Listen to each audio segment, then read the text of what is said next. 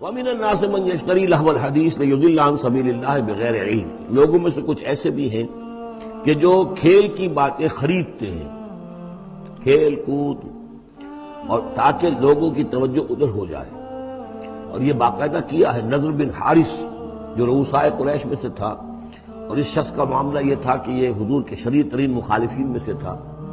اس نے یہ کیا کہ یہ لوگ جو ہیں، چونکہ عربوں کے اندر ذوق تو تھا، ان کے ہاں اچھے شاعروں کی بڑی قدر تھی، خطبہ ادب جو ہے، فصاحت و بلاغت جو ہے اس سے ان کو دلچسپی تھی، قرآن مجید کی بلاغت انہیں اپنی طرف کھینچتی تھی. وہ چاہتے تھے کہ یہ لوگ سنیں ہی نہ. تو وہ کہیں سے شام گیا اور وہاں سے کوئی گانا گانے والی ایک لونڈی لے آیا جو بہت اچھا گانا گاتی تھی، اور اس کی محفلیں اس نے منعقد کرانی شروع کر دی تاکہ لوگ آئیں یہاں پر اور یہ اس میں مگن رہے اور رات کا وقت وہاں لگائیں تو دن میں سوئیں. بہرحال کسی طریقے سے ان کی توجہات جو ہے اس کو محمد کی طرف سے ہٹا کر صلی اللہ علیہ وسلم تو ان چیزوں میں لگا دیا جائے. اور یہ اچھی طرح سمجھ لیجئے کہ اس وقت دنیا میں یہ کھیلوں کا معاملہ، سپورٹس کا، گیمز کا معاملہ، اور پورے ذرائع ابلاغ کے اوپر معلوم ہوتا ہے چھائی ہوئی شے. ٹی وی کے اوپر تو معلوم ہوتا ہے کہ دنیا کی اہم ترین شے جو ہے وہ یہ گیمز ہیں، ان کے ٹورنامنٹس ہیں. وہ وہاں ہو رہا ہے، یہاں ہو رہا ہے، وہاں ہو رہا ہے، یہاں ہو رہا ہے، یہ ٹینس کا ہے، یہ فلاں کا ہے، یہ تیراکی کا ہے، یہ گیم. اس لیے کہ اسی کو دیکھتے رہو. جو بھی وقت کوئی فارغ ہے، ظاہر بات ہے کہ کہیں ایسا نہ ہو کہ کہیں بیٹھے بیٹھے کہیں اچانک خیال ہی آ جائے کہ بھئی سوچے انسان میں ہوں کون، کہاں سے آیا ہوں، کہاں جا رہا ہوں، زندگی کا مال کیا ہے، مقصد کیا ہے. اپنے حالات کے بارے میں ہی سوچے، دنیا کدھر جا رہی ہے، قوم کدھر جا رہی ہے، ملک کدھر جا رہا ہے. نہیں، ان کو مست رکھو.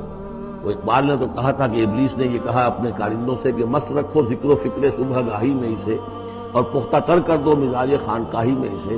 اس سے اگلی بات ہے کہ جو آج دنیا کے ابلیسوں نے جو ایجاد کی ہے، یہ کھیل کود، اسی طریقے سے یہ ایکٹرز، یہ ڈرامے، اور پھر ان کے ایکٹرز اور ایکٹریسز کی زندگیاں اور ان کے جو بھی سکینڈلز ہوں، جس طریقے سے کہ ان کو دنیا میں پھیلایا جا رہا ہے تاکہ وہ نوجوان نسل بھی بس ان دلچسپی میں پڑی رہے.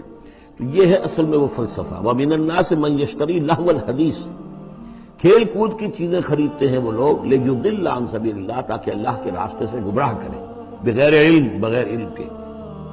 وَيَتَّخِذَهَا هُزُوًا، اور اللہ تعالیٰ کا جو معاملہ ہے اس کو یہ ہنسی ٹھٹا بنا دیں. اولئک لہم عذاب مہین، یہ وہ لوگ ہیں جن کے لیے اہانت آمیز عذاب ہے. وَإِذَا تُتْلَىٰ عَلَيْهِ آیاتنا وَلَّىٰ مُسْتَكْبِرًا، اور جب اسے سنائی جاتی ہیں ہماری آیات تو وہ ولّا، اپنی قبر پیٹھ موڑ کر چل دیتا ہے، مستکبرا، استکبار کرتے ہوئے، کأن لم یسمعھا، جیسے کہ اس نے سنی ہی نہیں. کأن فی اذنیہ وقرا، گویا کہ اس کے کانوں میں کوئی ثقل ہے، بوجھ ہے، اس نے سنا ہی نہیں کیا محمد نے سنایا ہے. فبشرہ بعذاب